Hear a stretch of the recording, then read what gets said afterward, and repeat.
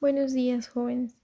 Espero que cada uno de ustedes se encuentre bien, al igual que toda su familia. Una vez más, por favor, sigan todas las indicaciones, todas las recomendaciones dadas por el gobierno para que todos nos vamos a encontrar en algún momento o dentro del aula de clases, ¿correcto? Ahora sí, siguiendo con nuestro sílabo, vamos a continuar con nuestros temas, ¿correcto?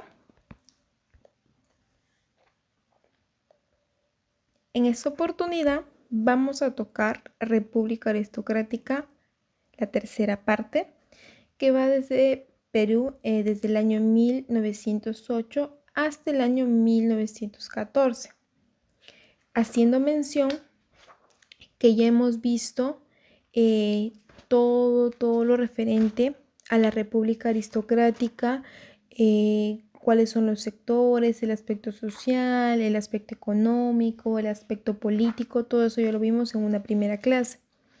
Luego hemos visto en la segunda clase, que fue Perú entre el año 1899 y 1908, hemos visto el gobierno de Eduardo López de Romaña. También hemos visto el gobierno de Manuel Cándamo, todo lo que hicieron en el Perú, el aspecto social, el aspecto económico. Ahora vamos a ver también dos gobiernos. El primer gobierno de Augusto B. Leguía, y también vamos a ver el gobierno de Guillermo Billinghurst. Ahora, la República Aristocrática para los años de 1908 y 1914, les voy a dar un panorama amplio de cómo se encontraba el Perú. Básicamente, las brechas sociales que todavía sufría el país no pudieron ser plenamente resueltas. Esto quedó plasmado en el hecho de que la mayoría de los gobernantes civilistas fueron elegidos por una minoría de la población masculina y alfabeta, siguiendo la ley electoral de 1895. Así, por ejemplo, en 1904 solo sufragaron o dieron su voto 146.990 electores, y en el año 1908 apenas votaron 184.388 personas. Ahora, la población del país se acercaba en esos años a 4 millones de personas, de modo que estas cifras de estos votantes, de esos electores, solo representaban apenas el 4% o 5% del total demográfico. Eso lo hace el estudio, un historiador, Contreras y Cueto. Esto lo publican en el año 2014. Ahora bien, vamos a hablar acerca del entre esos años, entre 1908 y 1914, gobernó Augusto B. Leguía. Y Augusto B. Leguía tuvo dos gobiernos. El primero, que vamos a tocar ahora, que va desde el año 1908 hasta el año 1912. Bien. Augusto B. Leguía y Salcedo fue un controversial hombre de la historia política del Perú. Ocupó la presidencia del país en 4 mandatos. Su primera gestión la realizó desde el año 1908 hasta el año 1912. Las 3 siguientes presidencias fueron tomadas de formas consecutivas, desde el año 1919 hasta el año de 1930. Ese es el llamado, ese largo periodo se le conoce como el oncenio de Leguía, que lo vamos a ver más adelante. Augusto Bernardino fue el presidente que ocupó por mucho más tiempo la presidencia del Perú. En total, hablando del oncenio, más el gobierno, su primer gobierno que está dentro de la República Aristocrática, en total fueron 15 años de gestión. Fue el que más gobernó el Perú. En la literatura de la historia, en la literatura histórica, la presidencia de Leguía tiene sus fuertes detractores, por decirlo así, los cuales lo catalogan como un dictador, un tirano. Otros lo defienden como el defensor de la patria. No obstante, también es considerado por muchos intelectuales como el mejor presidente del Perú del siglo XX. o sea, entre 1900.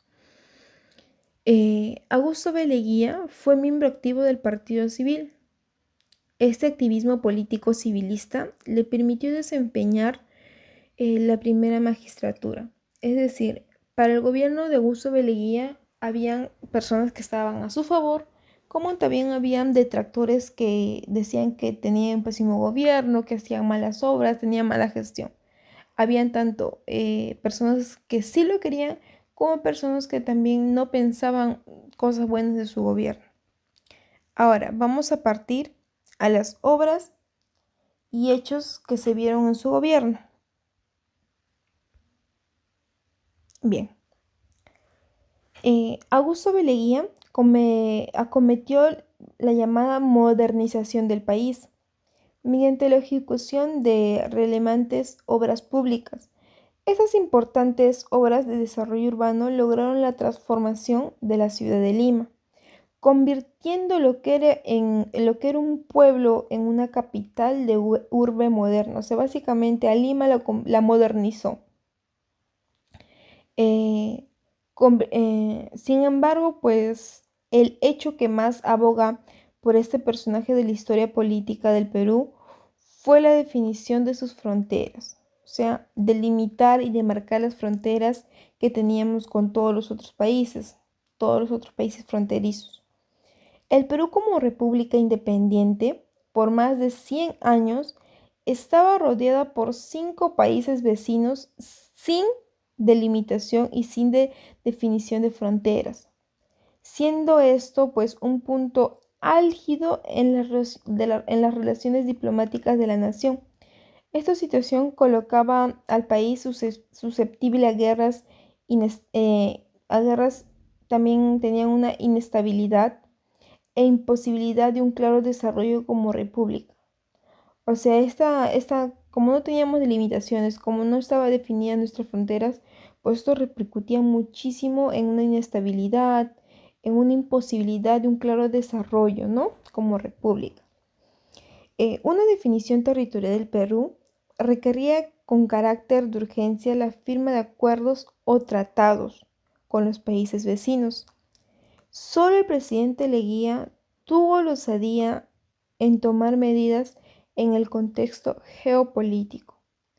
De esta forma, pues, se podría decir que Augusto B. Leguía logra cerrar y dejar bien definidas 4 de las 5 fronteras que cuenta el Perú.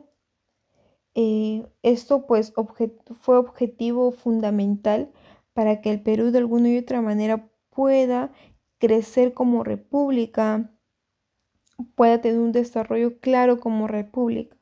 Al definir las fronteras, pues esto hace que el Perú de alguna y otra manera se reconforte y tenga ya una estabilidad económica, por decirlo así. Ahora vamos a visualizar también algunos de las obras y hechos que hubo dentro del gobierno de Augusto B. Leguía. Por ejemplo, promulga la Ley de Accidentes de Trabajo, donde quedó establecida la llamada doctrina del riesgo de los accidentes de trabajo, la responsabilidad económica debido a lesiones, incapacidad física y muerte que sufren los obreros y empleados en el desempeño de sus presentaciones laborales. La asumiría el empresario, aun si no existiera culpabilidad por parte de este, o si ella no se llegara a demostrar. También fue un hecho, pues se realizó la primera exposición internacional en Lima. Otro también fue que operarios de la fábrica de tejidos de Vitarte declararon la huelga a principios de abril de 1911, con el respaldo de todos los obreros de la capital, que fue la primera gran huelga hecha o realizada en el Perú. También el 26 de mayo de 1911 se forma la Unificación Obrera Textil de Vitarte, el Sindicato de Trabajadores de Tejido de Vitarte. Fue lo que hace un momento lo mencionamos. Ahora, también como la República Aristocrática 3 lo hemos dividido en el periodo entre los años de 1908 y 1914, y el primer gobierno de Augusto B. Leguía abarca desde el año 1908 hasta el año 1912. Ahora, ¿qué presidente continúa? Fue Guillermo Billinghurst, que abarca su gobierno desde el año 1912 hasta el año 1914. Bien, ¿y quién era este personaje? Guillermo Billinghurst Angulo, presidente de la República entre el año 1912 y 1914, fue hijo de Guillermo Eugenio Billinghurst y de Belisaria Angulo Tuleda.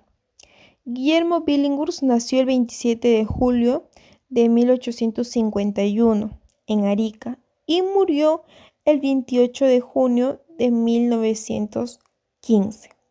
Sus primeros estudios pues los realizó en su tierra natal, pasando luego a Buenos Aires hasta la muerte de su padre que fue en 1868. Cuando retoma para hacerse cargo de los negocios salitreros familiares, su familia manejaba ese negocio, fue amigo de Alfonso Ugarte y desde su primera incursión en política se mostró partidario de Nicolás de Piérola. Por ello lo acompañó a la expedición del Talismán, que se fue en 1874, en la revuelta de Yacango, que fue en 1876, y en la aventura del Huáscar, que fue en 1877. Durante la guerra con Chile fue nombrado jefe de Estado Mayor del Ejército Norte. Participó en la defensa del Morro Solar, que fue en 1881, y prisionero fue enviado a Chile. Fue un personaje muy renombrado en cuanto a la historia del Perú porque participó en muchísimos acontecimientos, fue partícipe dentro de la política, dentro del magistrado, participó de muchísimo, tanto contribuyendo al país en hechos, en obras, en su actitud, en su estabilidad que él mantuvo al Perú, por decirlo así. Ahora, vamos a visualizar cuáles son las obras, cuáles son los hechos que hubieran dentro de su gobierno, ¿correcto? Lo primero fue que estableció la legislación que garantizó las 8 horas de trabajo, y esto lo hizo en 1913. También se establece la jornada de las 8 horas para los trabajadores del muelle Dársena del Callao, justamente lo que acabamos de mencionar. También se promulgó la ley del derecho a las huelgas. Lo que actualmente vemos en algunos trabajos, en algunas empresas, las huelgas, pues en el gobierno de Billinghurst se promulgó la ley de que todos los trabajadores, por ley, tienen derecho a hacer huelgas si algo no les parece dentro del trabajo, dentro de su labor, siempre y cuando ésta sea fundamentada, ¿correcto? Lo otro, también garantizó protección policial a toda huelga respaldada por 3/4 partes de los trabajadores. Es decir, 3/4 partes de los trabajadores podían estar en huelga y 1/4 tenía que estar laborando dentro de la empresa para que eso también no se vea afectada del todo, ¿no? Y finalmente, por sus acciones, fue considerado en el primer obrero del Perú. Por todas las acciones que realizó, fue considerado el primer obrero del Perú. ¿Y cómo se dio fin a su gobierno o cómo llegó al fin su gobierno? Pues Billinghurst no duró mucho tiempo en la presidencia, más que 2 años, ¿no? Como entonces al elegirse presidente no se elegía a representantes al Congreso, sino que esta duraba un lapso de 6 años y se renovaba cada 2 años por tercio, ¿no? Cada 2 años, de cada 6 años era cada 2 años el periodo. Billinghurst se encontró con un Congreso que tenía una mayoría de Leguía, ¿no? Y civilistas que básicamente lo presionaban, lo fastidiaban muchísimo, por decirlo así. Así Billinghurst decidió disolver el Parlamento y llamar al pueblo a que se pronunciara sobre un nuevo Congreso. No tomó en cuenta que dicho acto solo se podía ejecutar mediante la realización de un plebiscito. En la madrugada del 4 de febrero de 1914 pues efectúa el pronunciamiento de la guarnición de Lima al mandato del coronel Óscar Benavides, con lo que se inició la sublevación en el cuartel Santa Catalina, con destino al Palacio de Gobierno, pues allí se produjo un enfrentamiento entre los gendarmes y los sublevados. Billinghurst anunció que estaba dispuesto a parlamentar y se envió a Jorge del Prado, el cual aceptó dicha renuncia. Posteriormente, después de todo esto, Billinghurst fue tomado prisionero y deportado rumbo a Iquique, donde falleció pues al poco tiempo, ¿no? Como les he mencionado, cuando fue prisionero, de inmediatamente fue enviado a Chile. Y ya en Chile pues falleció al poco tiempo y así se da su fin de gobierno, así es como él realmente acaba en el gobierno. Él quería llamar a elecciones, pero estas elecciones se tenían que hacer bajo un plebiscito y después de todo esto pues acusan básicamente a Billinghurst y lo toman como prisionero y lo mandan a Chile y ahí es donde muere al poco tiempo, ¿no? Siendo prisionero.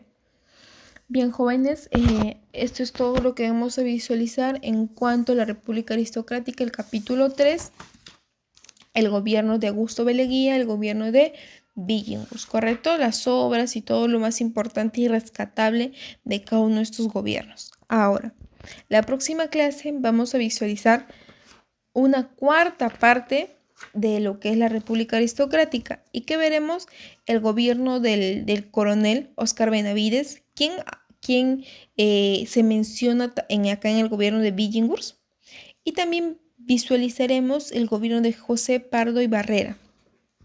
Vamos a visualizar estos gobiernos la próxima clase, ¿correcto? Ahora sí, espero que haya sido de su agrado el tema, espero que haya sido de su agrado todo lo mencionado, que sirva muchísimo para su aprendizaje y nos vemos la próxima clase, chicos, para desarrollar la cuarta parte de la República Aristocrática. No olvides el hashtag yo me quedo en casa. Nos vemos, chicos, cuídense.